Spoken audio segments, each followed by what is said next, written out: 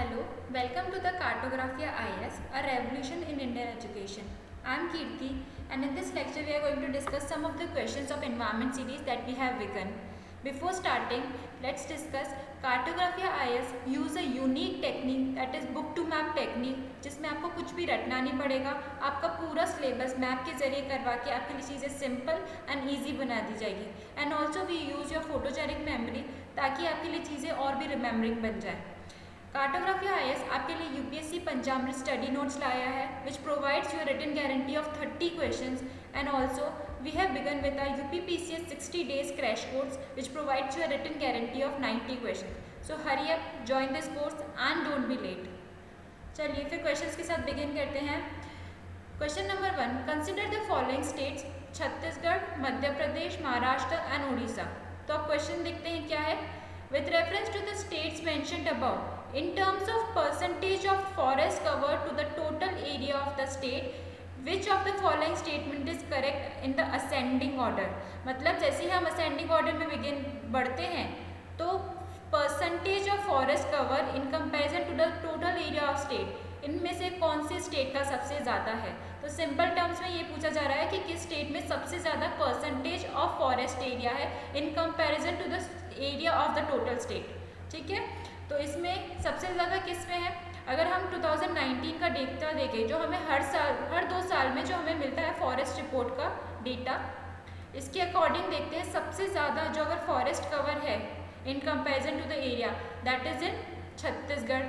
ठीक है, उसके बाद किस में है, फिर महाराष्ट्र में, फिर उसके बाद किस में है, मध्य प्रदेश में, and then it is Maharashtra. तो सबसे ज़्यादा Chhattisgarh, then Orissa, then Madhya Pradesh, then Maharashtra. ठीक है, तो ऑप्शन कौन सा हुआ 3. सबसे कम है महाराष्ट्र, फिर मध्य प्रदेश, फिर उड़ीसा, देन छत्तीसगढ़. तो आंसर इज सी. ठीक है, अगर ये PIB का डेटा देखें तो हम देखते हैं कि सबसे ज़्यादा अगर फॉरेस्ट कवर है इंडिया में तो ये मध्य प्रदेश में है. बट अगर एरिया वाइज देखें तो एरिया वाइज सबसे ज़्यादा हमें दिखेगा जिसमें हमने बात करी छत्तीसगढ़ की, देन उड़ीसा की, तो इन सब के में. ठीक है, इसके साथ ही साथ हमें और भी डेटा एनालाइज करते हैं कि top 3 states showing increase in the area. तो कर्नाटका में सबसे ज़्यादा इंक्रीज हुआ है, देन आंध्र प्रदेश में और केरला में. तो जैसे ही बात करी जाए कि कौन से स्टेट्स अपना एरिया इंक्रीज कर रहे हैं तो जल्दी से अपने सदर्न स्टेट्स का नाम याद रखना. ठीक है, और सबसे ज़्यादा लार्जेस्ट एरिया की अगर कैटेगरी में देखें तो area wise is Madhya Pradesh, Arunachal Pradesh, Chhattisgarh, Orissa and Maharashtra. और अगर पूछे forest cover in terms of total area of the state तो हमें अभी पता लगा सबसे ज़्यादा छत्तीसगढ़ में है, फिर उड़ीसा में है, फिर उसके बाद मध्य प्रदेश में है, और उसके बाद हमने देखा था कि वो महाराष्ट्र में है. फाइन, नेक्स्ट क्वेश्चन पे आते हैं. In the context of which one of the following are the terms pyrolysis and plasma gasification mention. तो ये टर्म्स हम कब सुनते हैं. देखिए रिसेंटली जो सबसे ज़्यादा स्वच्छ भारत अभियान की बात चल रही है तब बात है वेस्ट मैनेजमेंट की. तब अगर वेस्ट मैनेजमेंट में बात देखें तो हम गैसिफिकेशन देखते हैं, पायरोलिसिस देखते हैं. इसमें क्या होता है ना, हम अपने वेस्ट को बर्न कर रहे हैं, वेस्ट को बर्न करा जाता है but with a high temperature रहेगा बट लेस ऑक्सीजन का कंजम्पशन होना है. ठीक है, तो पायरोलिसिस, प्लाज्मा गैसिफिकेशन ये वो प्रोसेस है जिसमें वेस्ट को बर्न करा जाता है at the high temperature but by using the less oxygen. तो ऑप्शंस क्या है, extraction of rare earth elements, no. Natural gas extraction technologies, no. Hydrogen waste fuel automobiles, no. And last is waste to energy technologies. Yes, it is waste to energy technologies. So like the incineration जो हम normally जो burn करते हैं किसी भी चीज़ को, सर्दियों में हम ऐसी लकड़ियाँ बर्न करते हैं to get the heat. Same way pyrolysis, gasification, plasma technologies are thermal processes that use high temperature to break down the waste. But only difference is it is using the less oxygen. Come oxygen का use होता है rather than the traditional जो हम mass burn incineration करते हैं. ठीक है.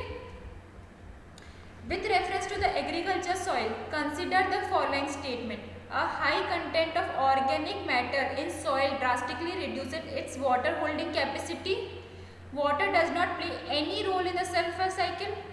irrigation over a period of time can contribute to the salinization of some agricultural land. देखिए इसमें पहला ऑप्शन बोला गया है कि एग्रीकल्चर सॉइल के लिए कौन सी चीज़ें सही हैं। तो अगर सॉइल में हाई ऑर्गेनिक कंटेंट होगा, मैटर होगा, तो उससे उसकी वाटर होल्डिंग कैपेसिटी कम हो जाएगी। ये तो बिल्कुल गलत है।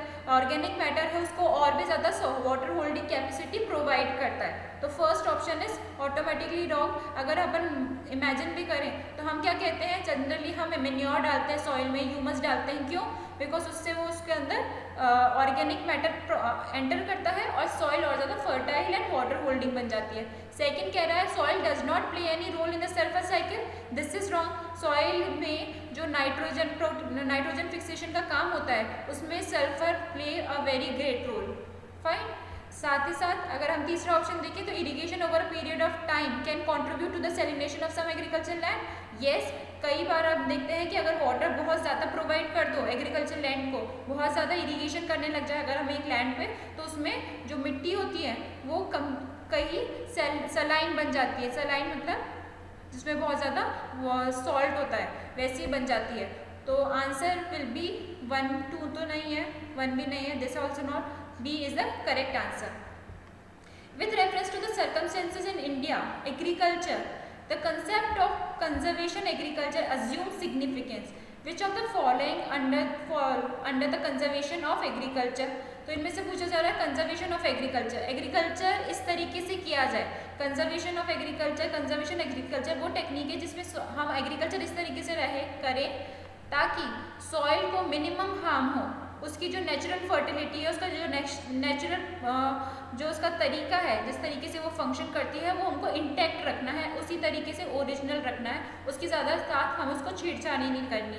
तो first option is avoiding the monoculture practices, इससे हो सकता है। Adopting the minimum tillage, avoiding the cultivation of plantation crops, fourth is using crop residue to cover soil surface, and fifth is adopting spatial and temporal crop sequencing, crop rotations. तो अगर हम conservation करना चाहते हैं agriculture का, soil को अपनी original state पे रखना चाहते हैं, तो हमें अवॉइड करना होगा, ठीक है, हमें सबसे पहले अवॉइड करना होगा कि हम जो क्रॉप्स का रेसिड्यू होता है, एक बार क्रॉप ग्रो करने के बाद जो बच जाता है उसको जो हम फेंक देते हैं या जला देते हैं, जो हम हमेशा देखते हैं कि हर साल सर्दियों में दिल्ली में प्रॉब्लम होती है। विंटर्स टाइम में ये क्यों प्रॉब्लम होती है? बिकॉज जो आसपास वाले फार्मर्स होते हैं वो जनरली उसको बर्न कर देते हैं, तो उससे जो सारा स्मोक होता है वो दिल्ली में एंटर कर जाता है विद द विंड।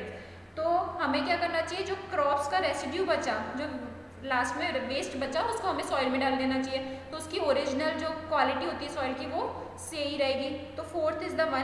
तो हमें देखना है कहाँ कहाँ पे हमें फोर्थ दिख रहा है। तो डी और ए तो वैसे ही एलिमिनेट हो गया। अभी पूछा जा रहा है कि 3 है या नहीं है। तो avoiding the cultivation of plantation crop, इससे क्या कंजर्वेशन ऑफ एग्रीकल्चर हो सकता है? नहीं, इससे कोई नहीं हो सकता। तो हमारा आंसर विल बी सी, 2, 4, 5। तो फाइन।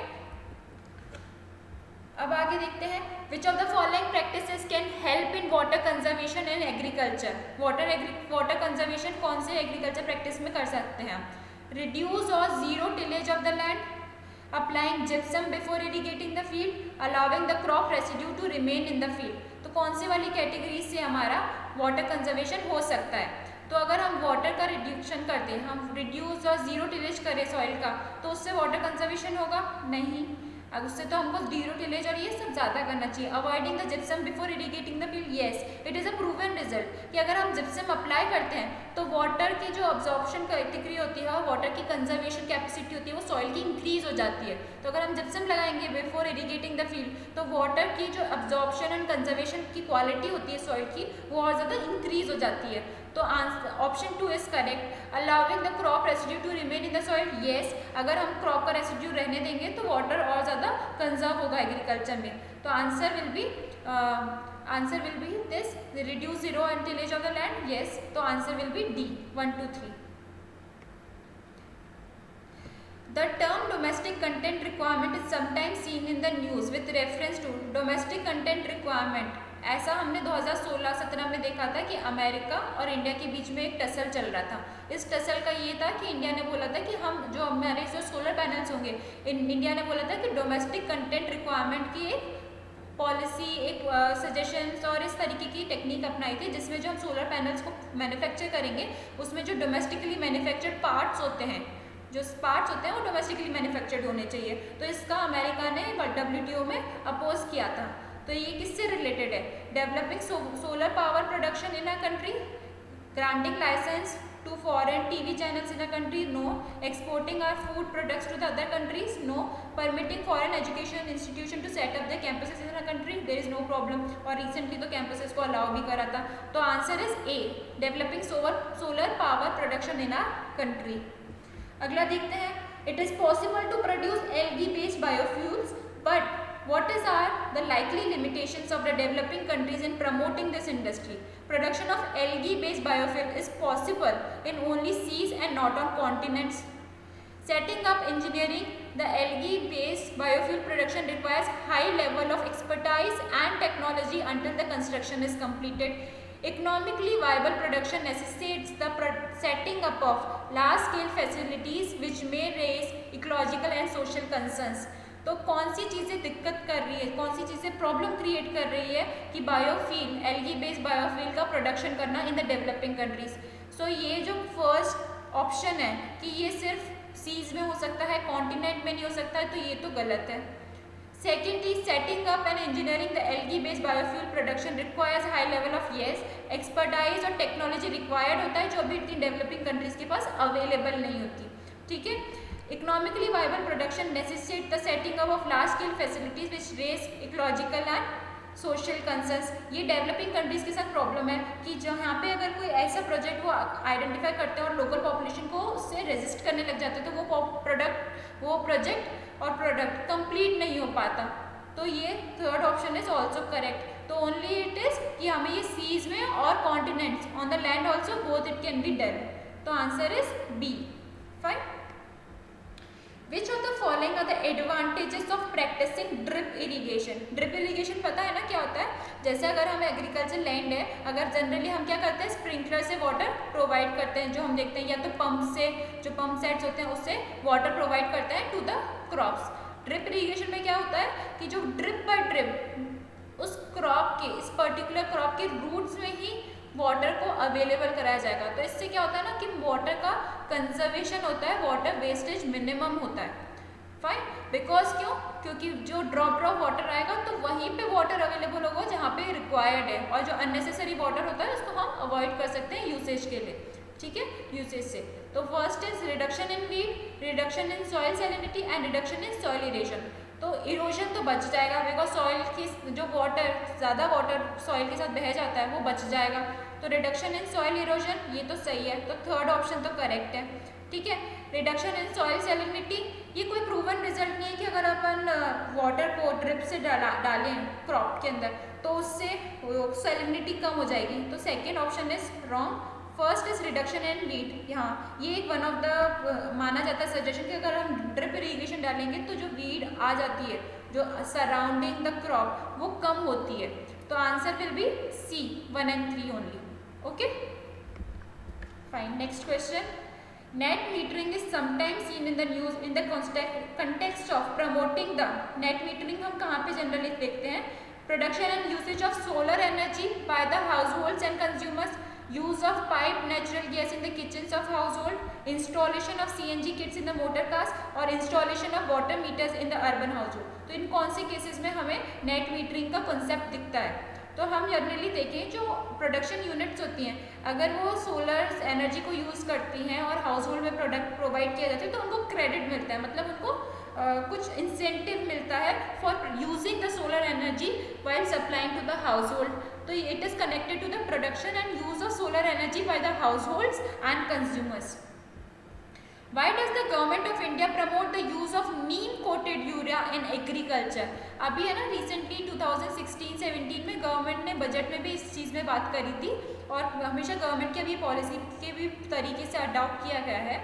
इसमें क्या है, जो यूरिया है ये यूरिया के सराउंडिंग पार्ट्स में, सराउंडिंग लेयर में इन्होंने नीम लगाया है। इसका मतलब पर्पस ये होता है कि जो अब्जॉर्प्शन होता है फर्टिलाइजर का तो ये जो यूरिया है विच इज अ फर्टिलाइजर, तो ये जो फर्टिलाइजर का अब्जॉर्प्शन होता है by the soil, it is going to slower down. तो धीरे धीरे जो सॉइल को वो फर्टिलाइजर की रिक्वायरमेंट होती है वो उसको धीरे धीरे अवेलेबल कंटिन्यूसली होती रहती है, ठीक है। तो it is a good use in the agriculture purposes. तो क्वेश्चन देखते हैं, ऑप्शन क्या है, release of neem oil in the soil increases the nitrogen fixation by the soil organism, no. Neem coating slows down the rate of dissolution of urea in the soil, ये मैंने आपको बताया, yes. तो नीम का अगर हम कोटिंग कर देंगे surrounding the urea, surrounding the fertilizer, तो उसका अब्जॉर्प्शन थोड़ा स्लो डाउन हो जाता है, तो धीरे धीरे फर्टिलाइजर जो सॉइल का रिक्वायरमेंट होता है उसको through out the time period मिलता रहेगा। तो अगले क्वेश्चन पे आते हैं इसके साथ, What can be the impact of excessive or inappropriate use of nitrogen fertilizer in the agriculture?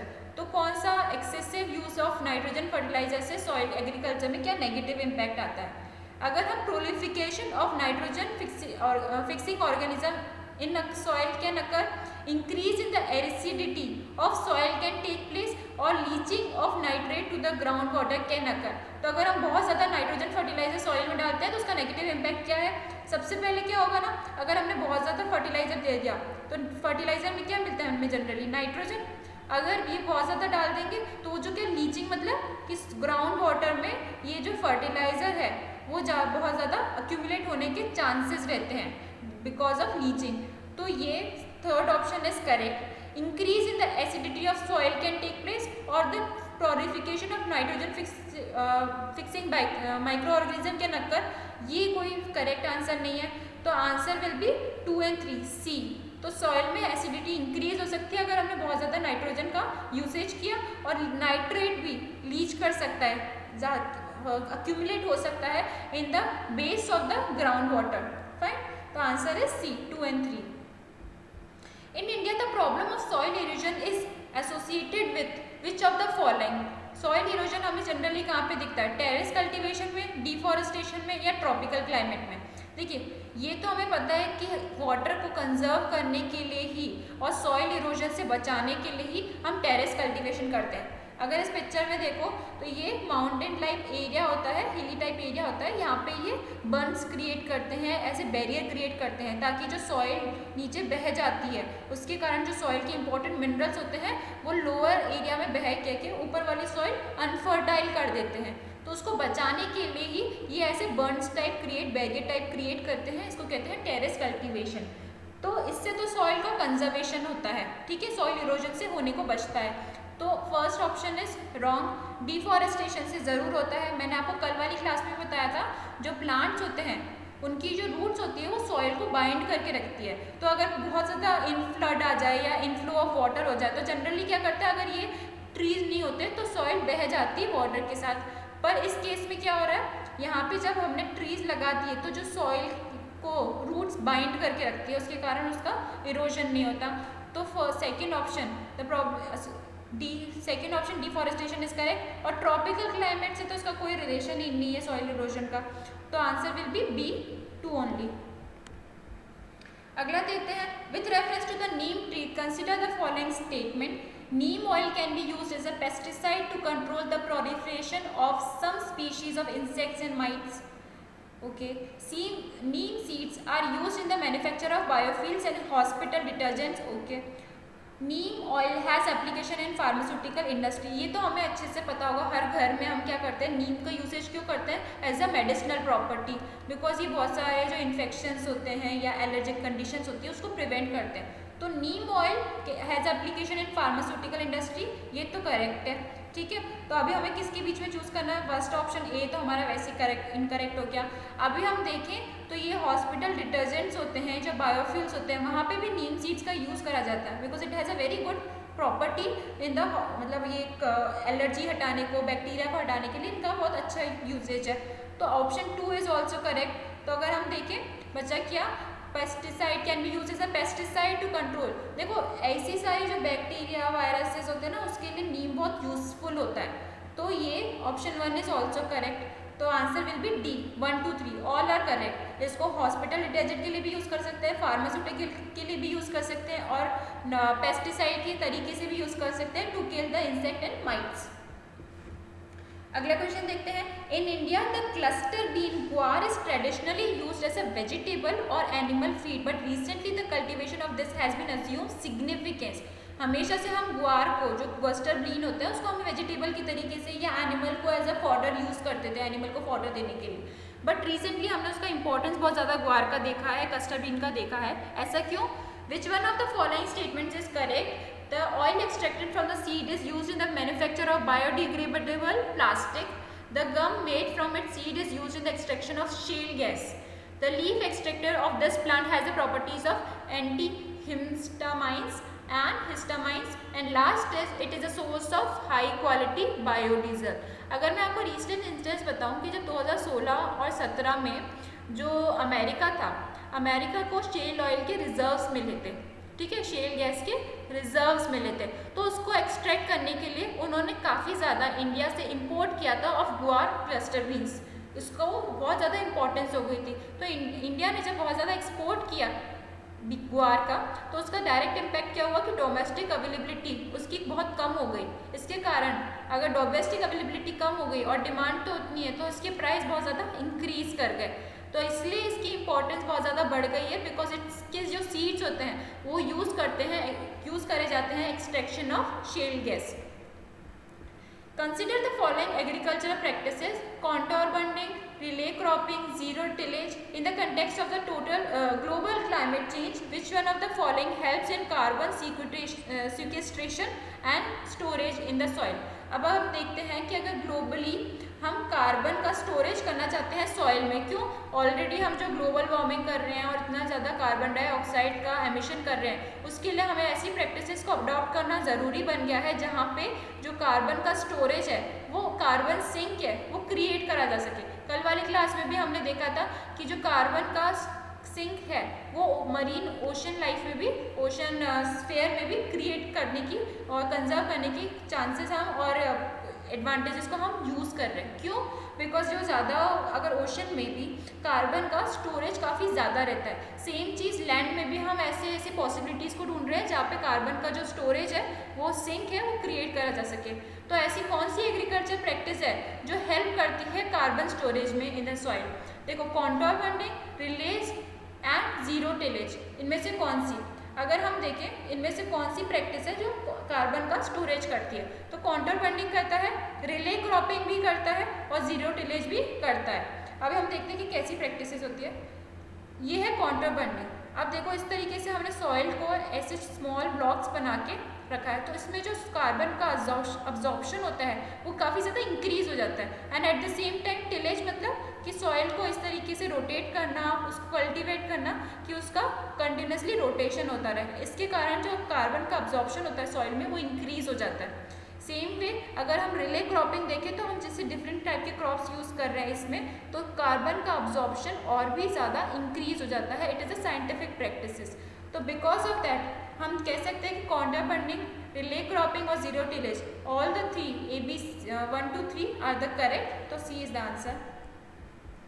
अगला क्वेश्चन देखते हैं। Consider the following kind of organism: bacteria, fungi, flowering plants. Some species of which of the following kind of organism are employed as biopesticide? ऐसे कौन से organism का हम use कर सकते हैं pesticide as a form of pesticide? Pesticide pest को kill करने के लिए तो बैक्टीरिया को यूज़ कर सकते हैं, फंगाई को भी यूज़ कर सकते हैं और फ्लावरिंग प्लांट्स को भी। इन तीनों में प्रॉपर्टी है पेस्ट को किल करने की। तो आंसर इज D 1 to 3। ठीक है, याद रखना, बैक्टीरिया भी करता है पेस्ट को किल, फंगाई भी करता है और फ्लावरिंग प्लांट्स भी करता है। Next question is some species of plants are insectivorous. Why? ऐसे कुछ प्लांट्स होते हैं जो इंसेक्टिवोरस होते हैं, जो इंसेक्ट्स को खा जाते हैं। ऐसे कौन से प्लांट्स होते हैं, ऐसा क्यों करते हैं वो? First is their growth in shady and dark places do not allow them to undertake sufficient photosynthesis and thus they depend on the insect for nutrition. Okay. B option is they are adapted to grow in the nitrogen deficient soil and thus depend on the insect for sufficient nitrogen nutrition. C option is they cannot synthesize certain vitamins themselves and depend on the insect digested by them. Next option is they have remained in that particular stage of evolution as a living fossils, a link between autotrophs and heterotrophs. तो अब देखिए, जो ये insectivorous plants होते हैं ना, are insectivorous plants होते हैं, प्लांट की स्पीशीज होती है, ये नाइट्रोजन डेफिशिएंट सॉइल में इजीली ग्रो कर जाती है और उस क्लाइमेट के उस सॉइल में ग्रो करने के लिए प्रॉपर भी होती है, अडेप्टेबल भी होती है। तो they depend on the insects for sufficient nitrogen nutrition. तो अगर ये नाइट्रोजन डेफिशिएंट सॉइल में ग्रो करेंगे जहाँ पे नाइट्रोजन की कमी है, तो वो इंसेक्ट्स को खा लेते हैं ताकि उनका नाइट्रोजन का जो बैलेंस है बॉडी में वो ऑप्टिमम रहे, बैलेंस कर सके। ठीक है, तो answer will is B. Next option is consider the following statement, the taxus tree is naturally found in the Himalayas, the taxus tree is listed in the red data book, and next is a drug called Taxol is obtained from the Texas tree is effective against the Parkinson's disease। तो इसमें से कौन सा option correct है?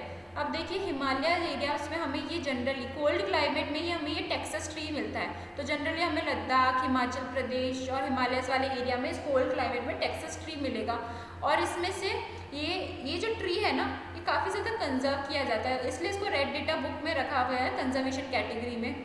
ये तो ठीक है, पर इसमें से जो टैक्सोल ड्रग निकलता है ये कहीं पे भी ऐसा बताया नहीं गया है, यह साइंटिफिकली अभी तक प्रूवन नहीं है कि ये पार्किंसंस डिजीज के अगेंस्ट इफेक्टिवली यूज किया जा सकता है। तो option 3 is incorrect. So answer is 1 and 2, B is the answer.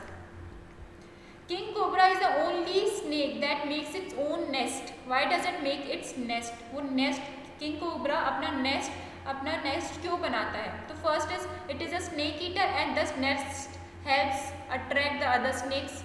It is viviparous snake and needs nest to give birth to its next offspring.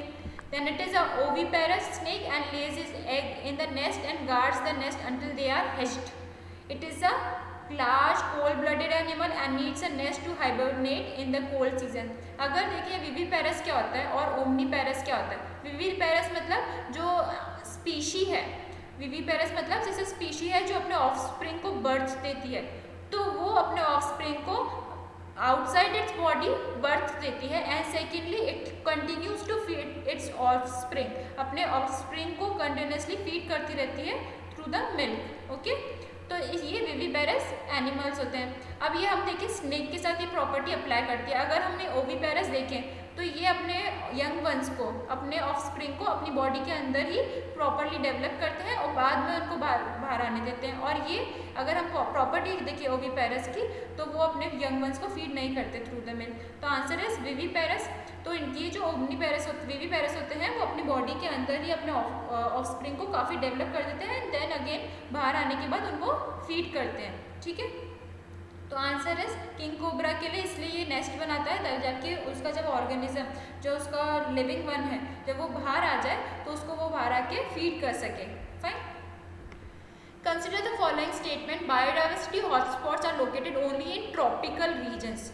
Okay, second option is India has 4 biodiversity hotspot, that is Eastern Himalaya, Western Ghats and Andaman and Nicobar Islands। देखिए ये ऐसा कोई condition नहीं है कि tropical regions में ही हमें biodiversity hotspot मिले। बायोडाइवर्सिटी हॉटस्पॉट के लिए मैंने कल भी आपको कंडीशन बताई थी।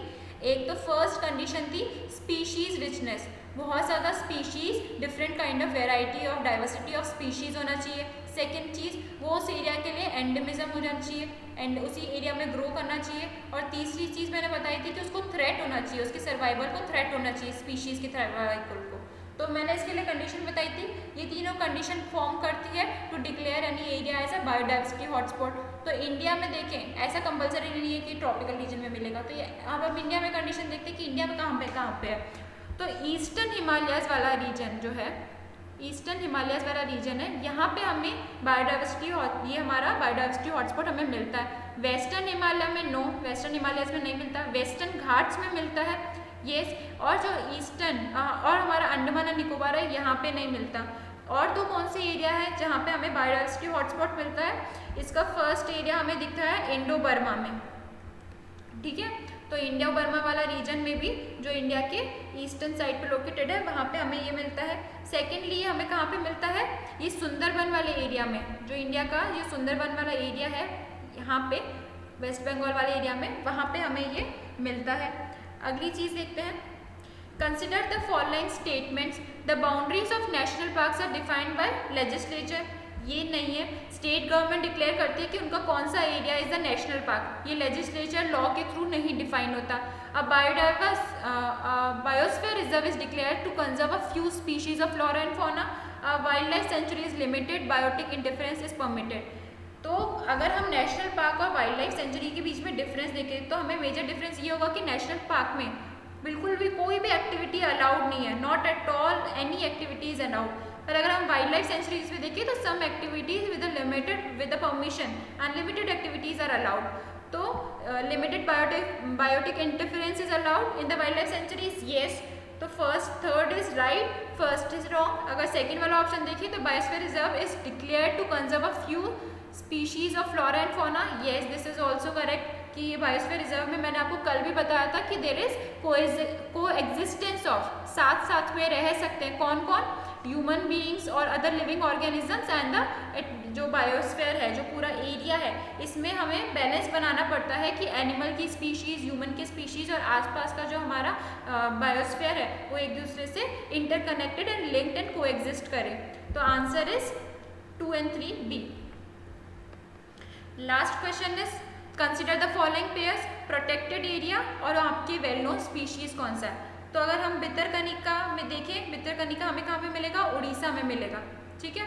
यहाँ पे हमें सॉल्ट वाटर क्रोकोडाइल मिलता है। डेजर्ट नेशनल पार्क, ये हमें कहाँ पे मिलेगा, डेजर्ट राजस्थान वाला area, fine. Great Indian bustard मिलेगा। Third is Eravikulam Kerala sorry. इसके लास्ट है हुलक जिबन मिलता है, ऐसा है। अभी हमें देखना पड़ेगा इनका फोटोज। अब ये हमारा नीलगिरी तहर, ठीक है, नीलगिरी तहर ये हमें जनरली कहाँ पे मिलती है, वेस्टर्न घाट वाले एरिया में, केरला में, ठीक है। तो ये तो नहीं है। नेक्स्ट इज अगर हमारा क्रोकोडाइल देखें, ये सॉल्ट वाटर क्रोकोडाइल, ये जनरली हमें उड़ीसा में ही मिलता है।